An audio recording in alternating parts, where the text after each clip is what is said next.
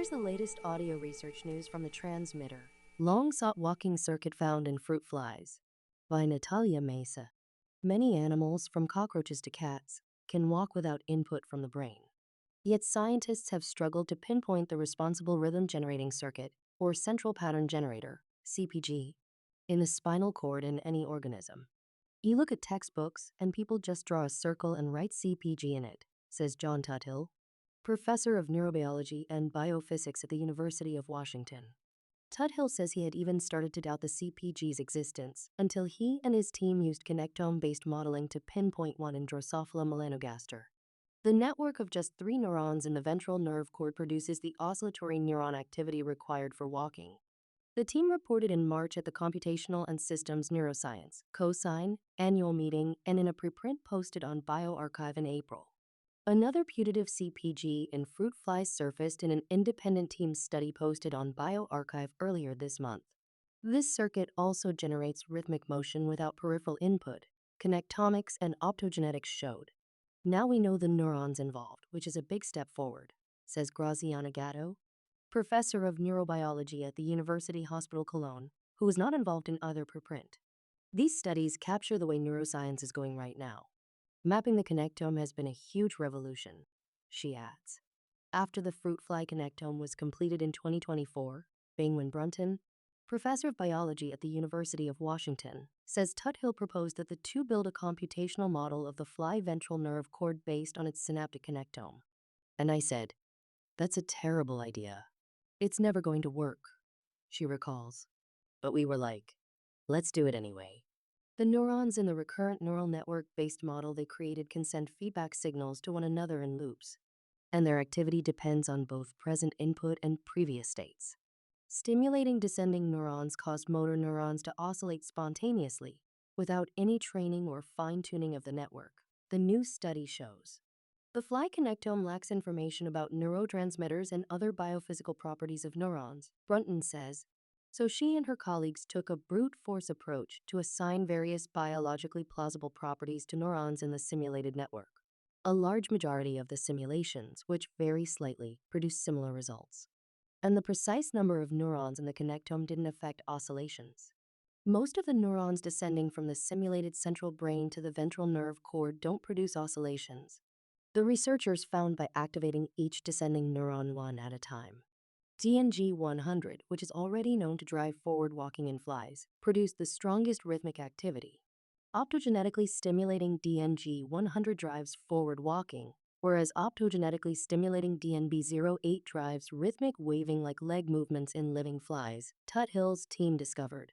When John showed me that it works, I was like, wow, this is amazing, says Salil Baide, research group leader at the Max Planck Florida Institute for Neuroscience, who was not involved in the April preprint but previously pinpointed DNG 100 in forward locomotion and worked on the preprint posted earlier this month.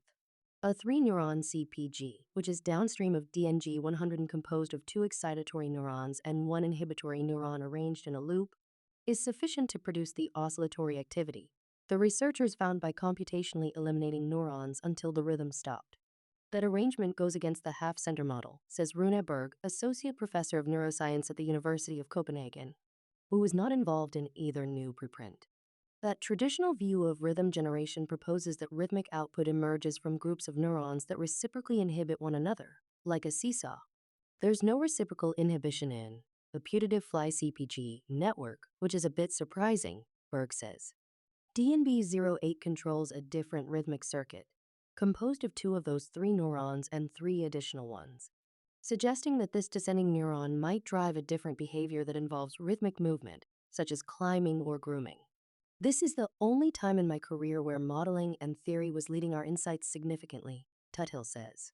Baide and his colleagues took a different approach and traced the connections between the ventral nerve cord and neurons descending from the brain that, according to previous work, drive forward walking, backward walking, and stopping in decapitated flies. These descending neurons converge on a network of 5 neurons, one of which overlaps with those in the 3-neuron circuit that Tuthill and his colleagues described. Baide's new preprint shows 2 neurons in the network are also part of the 5-neuron circuit Tuthill's study describes, downstream of DNB 08. The congruity was really encouraging, Baide says. This 5-neuron motif repeats across all legs and is directly upstream of leg motor neurons. The 5-neuron circuit sends commands to commissural neurons that inhibit the opposite side circuit, Bide and his team found, providing a putative mechanism for left-right leg alternation in walking flies. Commissural neurons also receive input from the brain, the study suggests. But both studies pinpointed neurons that the other didn't. Neither group knows exactly why, but both point to the differences in their experimental approaches. The modeled circuit, for example, didn't show any left-right coordination, and only some motor neurons exhibited strong oscillatory behavior. That tells us that it's not the whole story, Bide says. Brunton and Tuthill are currently searching for neurons that coordinate left-right movement, they say. But Bide's tracing strategy may have similarly missed components of the circuit, because it looked only at direct connections between descending inputs and neurons in the cord, says Ronald Calabrese, professor emeritus of biology at Emory University, who was not involved in either of the new preprints. Bide's study tackles a long-standing controversy: the extent to which sensory information from the limbs is involved in walking. People have been studying this for a century, Bide says. Bide and his team used high-speed cameras to track the motion of fly legs while headless flies walked on a regular or slippery surface, an experimental setup that prevented the legs from coordinating via peripheral feedback. They performed similar experiments with flies suspended in the air and flies that had their legs amputated at the midpoint of the femur. Optogenetically stimulating 3 descending neurons, DNG100, DNG097, and MDN, drove walking under all conditions. Amputated flies moved the parts above the amputations. On solid ground, DNG100 and DNG097 drove forward walking, and MDN drove backward walking. Further experiments suggested that proprioceptive input was necessary to coordinate all 6 legs when DNG097 and MDN received optogenetic stimulation. Stimulating multiple descending neurons allowed the fly to walk faster, the study showed, and slowing down required proprioception. The data are beautiful, Calabrese says. They've really pinned things down with the behavioral analysis with what's central and what's peripheral.